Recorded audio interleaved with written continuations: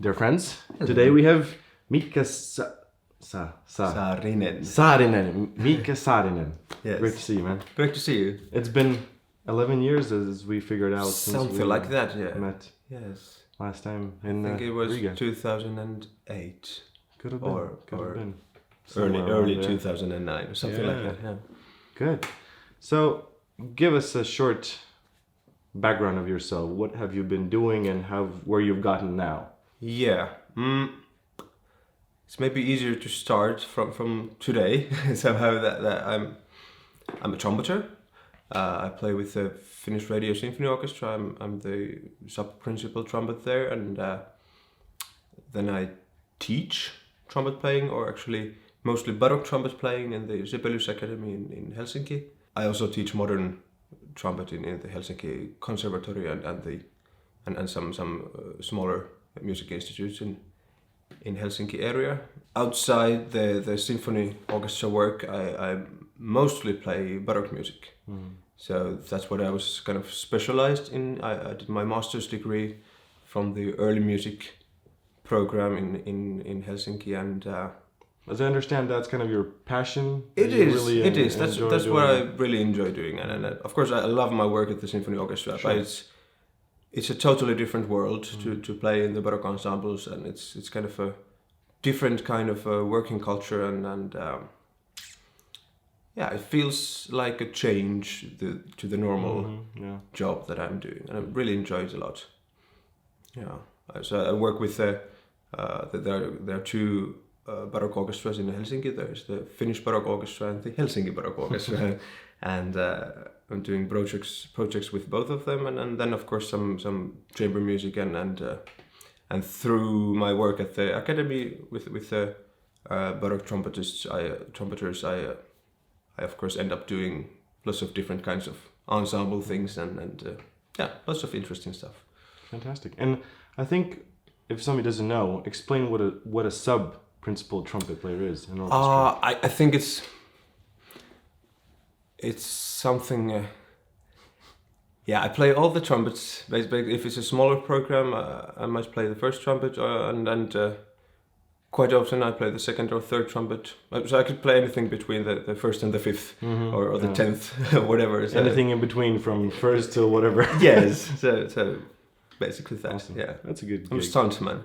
Yeah, exactly. Whatever comes.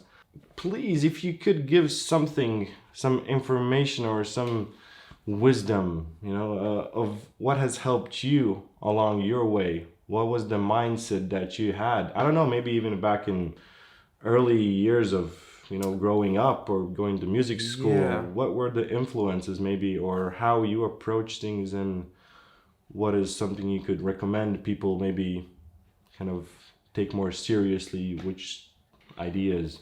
I think my biggest kind of luck has been that I've met wonderful people during my studies and during my life who have kind of believed in me and encouraged to work for the thing that I'm going for, because if you don't have the feel in you that is not going to be worth of it, it's really hard to motivate yourself. But there have been really, really good teachers and people around me who encouraged me and also were realistic at the same time. So they were actually important. They were actually telling me what I need to improve and what are the things that I need to work on, instead of just telling me that it's going to be fine. Yeah. So everyone needs also this. It's going fine and it's going to be fine. You need to believe that the work you are doing is worth of it. But of course it needs to be realistic and somehow planned. That what you're doing. You had some good sort of kind of pushes in the right way with like good enforcement. Yeah, I think it's often a question of luck also, that if you're. I feel very lucky to have those people in my life who really helped me in the right age and right kind of turns of my life. So and often I think it's also being in the right place at the right time. Yeah. Yeah, and, we can ourselves. We can do a lot, and we have to do a lot. But we can't survive alone. That's just it's how it is. Yeah, you have to work as a team. Yes. People, one thing. People, of course, it needs also passion for the thing that you are doing. So I think it's a wonderful profession if you really like it, but you have to like it. Yeah.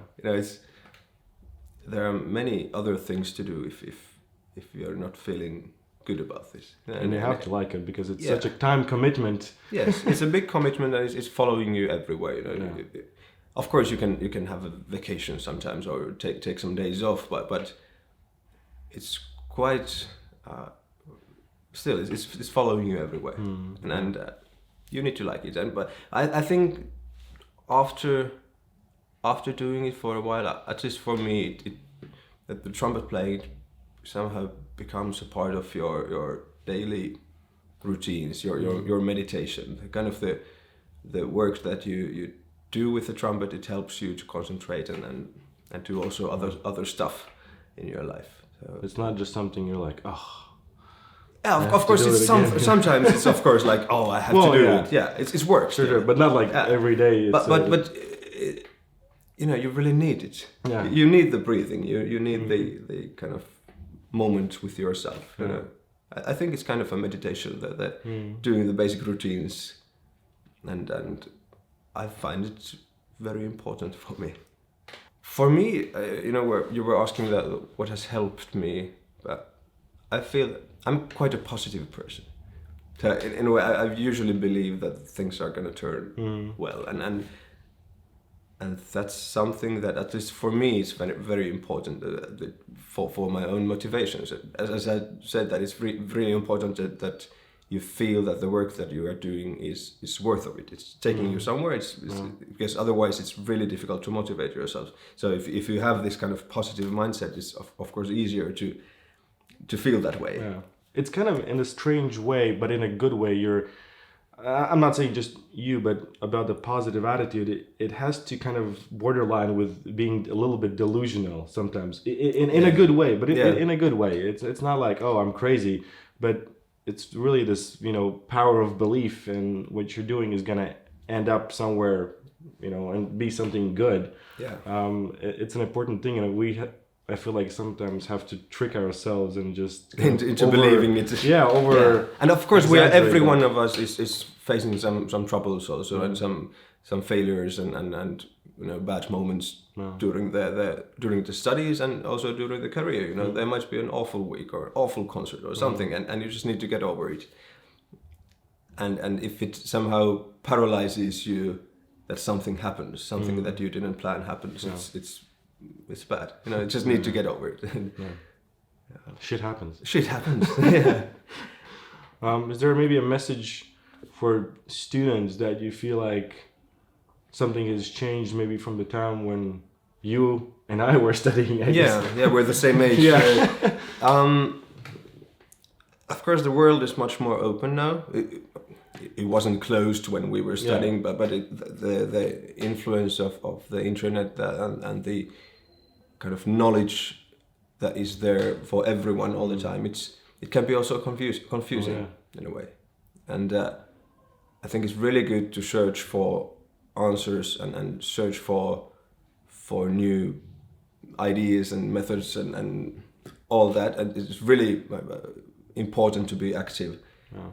But it's also really important to kind of stick to something for a while. Not just to go there and there and there, but just, I will try this thing for at least half a year or something. Just give it some time or some months instead of doing something for 3 days and decide, okay, it's not going to work. Yeah. Because the process is always quite slow and it takes time. It takes time to adapt to learn new things. That they're actually quite difficult and somehow tricky things that we're working with, and it's as any development in the humans, it's taking time. Yeah, and I also feel like now it's a lot harder we have to work a lot on filtering the information, like you mentioned, the internet, and there's so much stuff out on YouTube, just like this video. And you have to filter out, is this good for you? Yeah, you know, is this good? Is this bad? Why is this good? Why is this bad? And there's so much, just abundance of information. Yeah, as with any information, there, you know, the fake news that are in the you just need to filter. And but I also think that the kind of younger generation is more prepared to that than we used to be, because they are grown into it. They are taught in school about that, and it's kind I hope they are. I think they are. I think they are kind of, you know, that Wikipedia is not a real encyclopedia. It's a good source for many things, but you need to be really critical. Don't put it in your dissertation. Yeah, kind of. You know, anyone can actually write in there. So it's evaluating the source and somehow. But okay, trumpet playing, it's not that dangerous. You know, if you're doing something wrong for a while, it's not gonna kill anyone or harm anyone than yourself. So, but if you find out that okay, this is not working, it's also okay to turn and go somewhere else. Yeah. And it can be a hard turn, but that's just part of the journey. And I'm sure you've heard the analogy of you know, it's not like rocket science or neurosurgery, you know, where one mistake and somebody dies. It's kind of relieving. Yeah, and for us, but of course, that moment when you, I don't know, missed a note in a concert or something, it seems like a part of you maybe died, or somebody, I mean, somebody probably somewhere did die. There are a lot of people on the planet. But not because it wasn't of that. Your fault. It wasn't because of the music, you know. And also our value as humans, it's not based on how we play the trumpet. Very true. So if there's a failure, or if something goes wrong, it doesn't mean that you would be somehow bad or disappointment or you know, it's your own thing. You need to get over it and just go on. It might feel like an end of the world for a while, but it just comes and goes. And especially during the studies, it's very easy to kind of depress with all the things that you have to learn, all the things that you know that you are not capable of doing yet, and many things feel somehow impossible to achieve. But it's slowly, bit by bit, it's coming. I really believe in slow work, and that's how it goes. Yep, like we talked yesterday, and not the instant somehow shortcut for something. And what you said in the masterclass, that often the shortcut becomes actually a longer way to your kind of, you know, development and success, rather than taking the long way. I'm pretty sure that we have all tried those shortcuts. At some point. And then, turning back, man, going that extra, you know, sucks. It's horrible. But we love it. And we do it anyway. We're excited about it. All right, man. Thanks for coming. Thanks for sharing your thoughts. I think thanks for having me. Absolutely. Great to see you again. Ciao. Bye.